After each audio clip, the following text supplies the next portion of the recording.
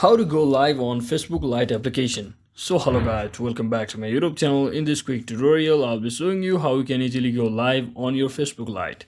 So first thing, just head over to your Facebook Lite application and make sure you are logged into your account.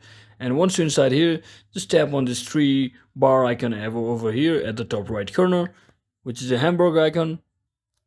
So once you're inside here, just tap on your profile and click on this post a status update.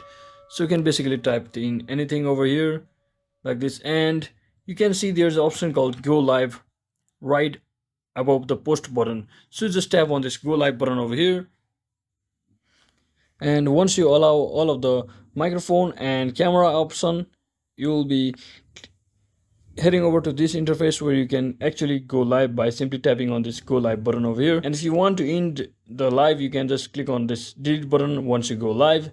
And if you want your live post to be posted on your Facebook, you can simply click on finish to completely post the live video. So that's it for today guys. I hope this video was helpful. If it was, don't forget to like and subscribe to the channel. See you on the next one.